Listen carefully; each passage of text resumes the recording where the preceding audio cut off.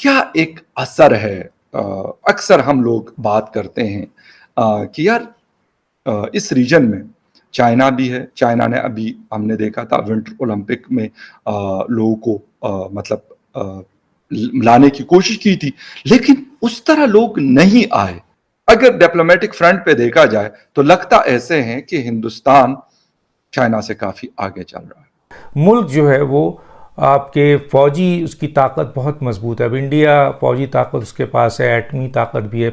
और फिर इस तरह के डायलॉग में लोगों को बुलाकर और उनको अपना पॉइंट ऑफ व्यू देना और फिर लोगों का उससे एग्री करना।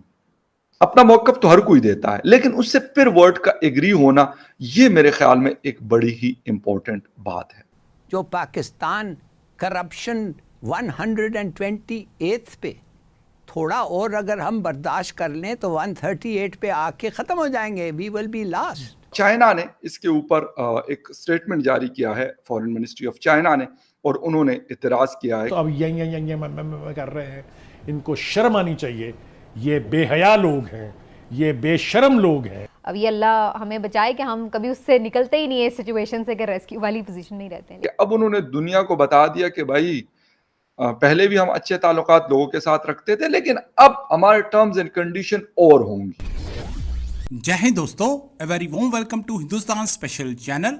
जैसा कि दोस्तों आपने क्लिप में देखा, पाकिस्तानी मीडिया भारत को चीन के मुकाबले तरजीह देता हुआ नजर आ रहा है।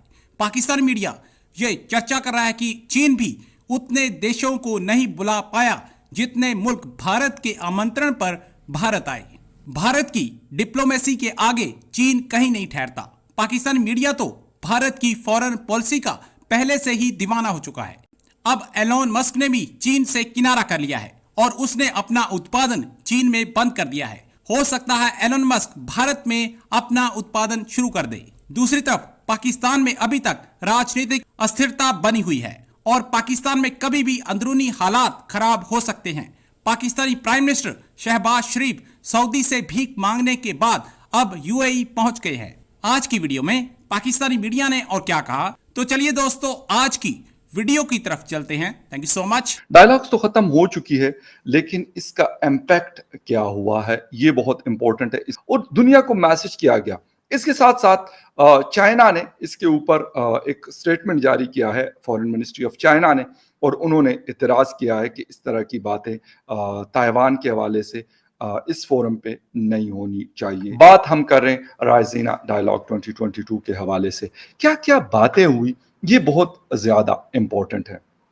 चाइना का कंसर्न क्या है, चाइना ने क्यों इसके ऊपर एतराज उठाया, इसके ऊपर भी डिटेल में बिल्कुल हम लोग बात करेंगे। तकरीबन 100 सेशंस हुए, 210 स्पीकर्स ने इसमें हिस्सा लिया और 90 कंट्रीज के लोग यहां पर आए। जयशंकर साहब ने क्या बात की, उन्होंने कहा कि why India 875 should be A confident nation, बहुत इंपॉर्टेंट। और इसके साथ साथ कहते हैं कि हिंदुस्तान दुनिया को सारी दुनिया को खुश यानी हैप्पी नहीं रख सकता। ये बड़ी इंपॉर्टेंट बात है। और इसके साथ साथ उन्होंने ये भी बात की कि हमारी मार्केट से पूरी दुनिया फायदा उठा रही है, तो हमें उस चीज को मद्देनजर रखना जरूरी है। यकीनन ये एक बड़ी इंपॉर्टेंट चीज है।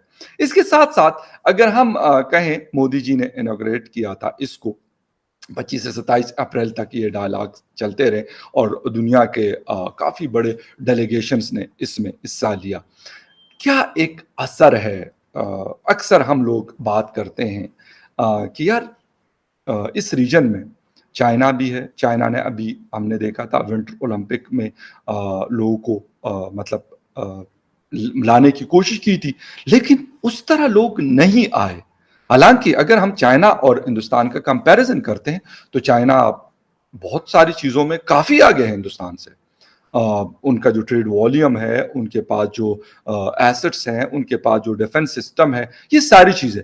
लेकिन इसके बावजूद अगर डिप्लोमेटिक फ्रंट पे देखा जाए तो लगता ऐसे है कि हिंदुस्तान चाइना से काफी आगे चल रहा है। और फिर اس طرح کے ڈائلاگ میں لوگوں کو بلا کر اور ان کو اپنا پوائنٹ آف ویو دینا اور پھر لوگوں کا اس سے ایگری کرنا. اپنا موقف تو ہر کوئی دیتا ہے لیکن اس سے پھر ورڈ کا ایگری ہونا یہ میرے خیال میں ایک بڑی ہی امپورٹنٹ بات ہے. اب پھر ذکر گھوم پھر کے چائنا یا پاکستان پہ آتا ہے اور اس کی وجہ یہ ہے, اس لیے آتا ہے کہ 75 سال ہمیں ہو گئے الگ ہوئے ہندوستان کو, جب ڈیوائیڈ ہوا پاکستان بنا, بعد میں بنگلہ دیش بنا, لیکن ہم کیوں نہیں یہ چیز کر سکے؟ ہم کیوں دنیا کو اپنا پوائنٹ آف ویو نہیں دے سکے؟ اس کی کیا وجہ ہے؟ اور یہ میں یہ نہیں کہوں گا جے شنکر صاحب کا اور نریندر مودی جی کا اس میں بہت بڑی کنٹریبیوشن ہے, بہت بڑا رول ہے, لیکن اس سے پہلے بھی لوگوں نے تو کچھ کنٹریبیوٹ کیا ہوگا. ایسا تو نہیں ہو سکتا کہ پچھلے مطلب آج سے اگر 10 سال پہلے کی بات کی جائے تو ایسے تو نہیں ہو سکتا کہ ان لوگوں نے ہندوستان کی ڈپلومیسی میں کنٹریبیوٹ نہ کیا. بالکل کیا ہوگا, لیکن ان لوگوں نے جو ابھی ہندوستان کو لیڈ کرنے والے لوگ ہیں, لگتا ایسے ہے کہ انہوں نے پہلے بھی ان کی ایک ڈائریکشن تھی اور ایک فری اینڈ فیئر پالیسی والی سچویشن, اسپیشلی فارن پالیسی وہ لے کے چلتے تھے, لیکن اب ایسے لگتا ہے کہ اب انہوں نے دنیا کو بتا دیا کہ بھائی پہلے بھی ہم اچھے تعلقات لوگوں کے ساتھ رکھتے تھے لیکن اب ہمارے ٹرمز اینڈ کنڈیشن اور ہوں گی.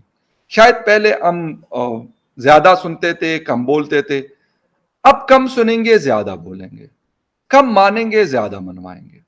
یہ چیز اب مجھے لگتا ہے کہ اب ہوئی ہے, اور صرف یہ ایسے نہیں ہوئی کہ مطلب ہوا میں ہو گئی, یہ ایسے ہوا کہ دنیا نے اس چیز کو ایکسپٹ کیا.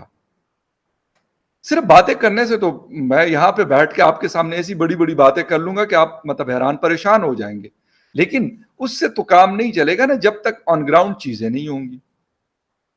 اب میں کہتا ہوں کہ یار پاکستان نے OIC بلایا, ٹھیک ہے ایک بڑا فورم ہے, وہ بھی ایسا نہیں ہے, لیکن وہاں پہ 57 یا 58 جو کنٹریز ہیں مسلم ممالک, ان کو ہم نے کیا, اس میں سے کچھ لوگ آئے, کچھ ایک بڑا شو تھا no doubt about it, March میں جو ہوا. لیکن جو یہ والی ڈائلاگ ہے, رائزینہ ڈائلاگ جو ہے, یہ مطلب اس سکیل کا ابھی تک شاید مجھے نہیں لگتا کہ کوئی پاور شو ہم لوگ ایبل ہوئے ہیں کہ ہم لوگ کر سکیں. مانے ریکارڈ تھیفٹ جو ہوا ہے پاکستان پہ, جو پاکستان کرپشن 128 پہ, تھوڑا اور اگر ہم برداشت کر لیں تو 138 پہ آ کے ختم ہو جائیں گے. وی ول بی لاسٹ. اور برداشت کریں, کیا بات کر رہے ہیں بھائی؟ اگر اور برداشت کر رہے ہیں تو you are a failed state. اور برداشت کریں کرمنلز کو.